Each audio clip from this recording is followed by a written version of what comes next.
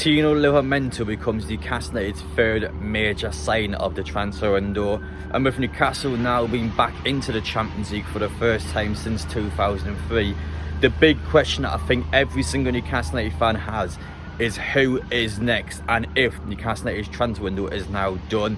Spoiler alert, it's not done. But what is next for this club? What are we going to do in terms of outgoings? We still have a bloated squad. Some players have to go out the door so we can bring in more players.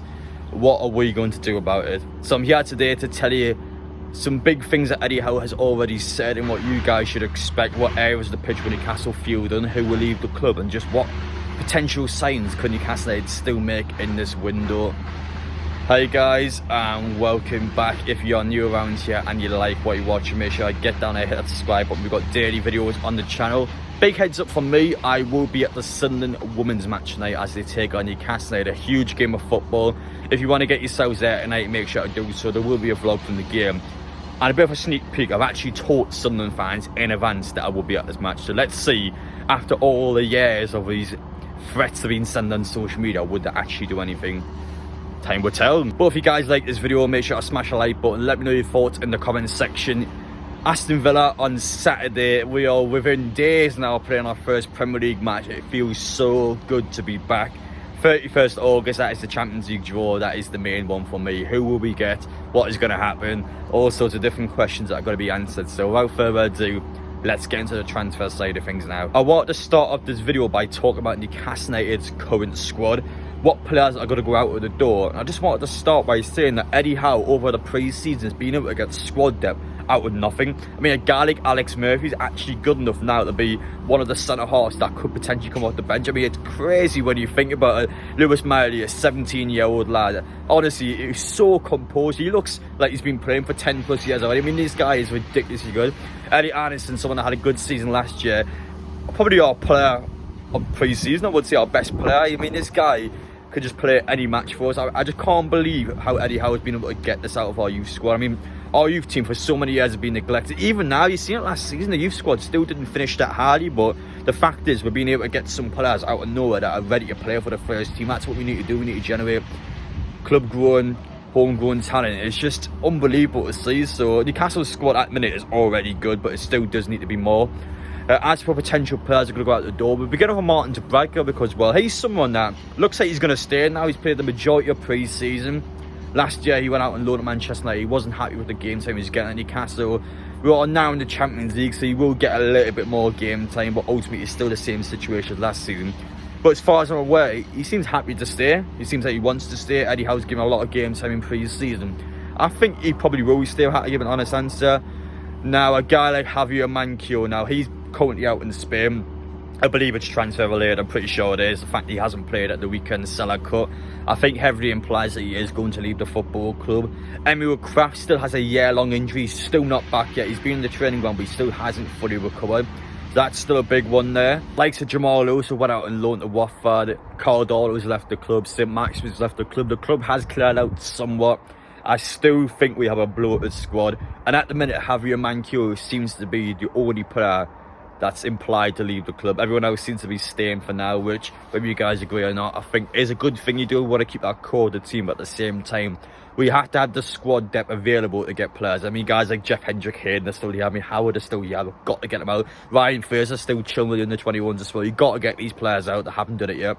So that's still a problem for Newcastle, but we will get it done eventually. It's just a case when you have long-term contracts and big wages that might actually start happening for these players. We just got to get shot and we've got to get rid of them. So Newcastle will do that. But as for potential incomings now, Eddie Howe has already stated in the press conference before the Salah Cup weekend that he wanted 2 more players to join the football club. Now, it's believed that Livramento was supposed to be one of them, but some people have implied that it's 2 after Livramento. So whichever way you float about it, the point is he still wants at least 1 more player through that door. Now, for me anyway, we haven't utilised the loan market yet, for example, so that's definitely an area and an avenue that he couldn't go down. But Eddie Howe has been saying in the press commentary he wants every player at the club already. They feel a part of the squad. He thinks bringing a lot of new players and could potentially ruin the dressing room somewhat, so he wants to be careful with the balance that he takes. It's smart. I mean, Newcastle, it's all about a long-term strategy, a long-term process. The ownership's always sensitive to came in.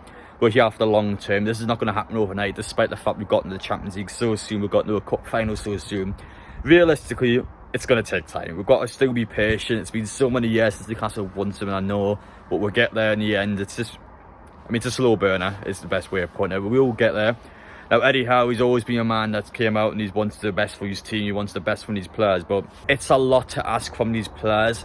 Now that Newcastle are in the Champions League, the majority of these players have never experienced European football before. They don't know what it's like to go abroad on a Tuesday or Wednesday night, then come back and play Premier League football on a Saturday. Our squad is experienced when it comes towards the Champions League, and we ideally need bodies in that have played before or understand the situation and know how to get around it. It's a lot from the players to ask. You've got to do well in the Champions League, you've got to do well in the Premier League, you've got to do well in the domestic cups. The pressure is on, the expectations are as high as I've ever seen from this club. I mean, some people expect us to get top 4 again. I just don't think that's realistic. For me, anywhere European football in the Premier League, and for us to do well in the competitions and to try and win something. That's what I want to do, to attempt to win something. That's my big ask this season. Can Newcastle do well in the cups? We did it well in the Carabao Cup last night. Can we do it well again? That's what I want to ask. That's just my personal opinion. But we're definitely going to need players that have Champions League experience, because the majority of the squad have just never experienced the likes before. As for who and what positions Newcastle could target next for a brand new signing, one area of the pitch that I think has not been addressed at all by Newcastle is centre-back, a huge area which I think we do lack squad depth in, if I have to give an honest answer. I mean, you've got Botman and Shaw that start every week. Shaw, for me, someone in his 30s now, someone that is constantly niggling for injuries. Seen it towards the back end of last season, he's playing when he's hurt. I think Botman and Shaw as well, when you look at those two, they are going to start every single match for Newcastle. So you also need a centre-back in, not just to potentially start ahead of Shaw, but you need that centre-back in just to give them that competition. The last thing you want to do is for those players to think they're starting every week, because otherwise they become lethargic, they'll probably not give 100%. And you need that competition constantly. I mean, who have you got after Shaw and Botman? You've got Lascelles, Dummett and Alex Murphy. I mean, that's what you got. Not much there, to be honest, as much as I like them. We do need someone else in that's going to be filling that void and making sure that those two in training, whenever they're playing, they've always got to keep that eyes behind their back. There's always another player ready to come, and we definitely need that centre-back wise. Now, one target that's been popping up throughout the window is Anderson from Crystal Palace. It's someone that I have watched quite a bit of, actually. I like him. I think he's someone that's composed, he's solid. I think for Newcastle, you do need a bit of experience at the minute in centre-back. Not as old as Shaw, but you need a bit of experience in some lads that have played Premier League football on a regular basis. For me, Anderson, it depends on the price, it definitely does, but if you can get him in for a decent deal, someone that I would definitely give a thumbs up to, I think it would be a good sign for Newcastle. If we can't get someone like him in, maybe a loan player from a foreign team. I know Diassi was one that popped up quite a bit before he went to Chelsea. There are a lot of options out there. It's just about what one Newcastle takes. But for me, I think we can still make something work here. Again, with the loan market, even if we haven't got the money to spend on a decent player, just get someone on a loan. Just make sure there's somebody centre-back to fill in, because I think that's a big concern for me. Now, left-back, I know people continue to mention that, but for me, I think Livramento is in to be partially left-back and the right, but I can't see us spending £40 million on a guy that's going to be back out the Trippier all season long. For me, Kieran Trippier as well probably is one of them players that you just can't replace, you just can't leave him out with the team. So I definitely think Livramento is someone that can play both sides and potentially will give Dan Burn a proper run for his money this season. So I think, again, seem to have the full-back areas covered for now. Midfield, I think, is completely fine. I think the depth in the midfield is the best I've ever seen at this club. I don't think we've got any issues there. Previously, I might have said, oh, it's not looking great. But remember, we've got Joe Willock injured, Longstaff's on the bench, you've got Anderson, you've got Miley, you've got so many different players that can go now. We've got a real good midfield.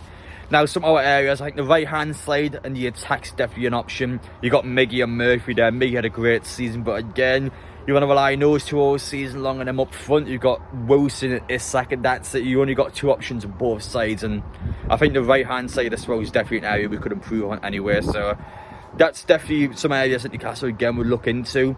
But for me though, I don't think we'll touch a strike, but I think we'll work to sign someone. Either be a centre half or be someone that will go on the right hand side of the attack. As much as I like Miggy and Murphy, I still think we can do better. We can get someone else in there just to make sure our attack is as good as it possibly can be for the season ahead. But that's it from me today, guys. I wanted to make this short video just to give you a chance to catch up.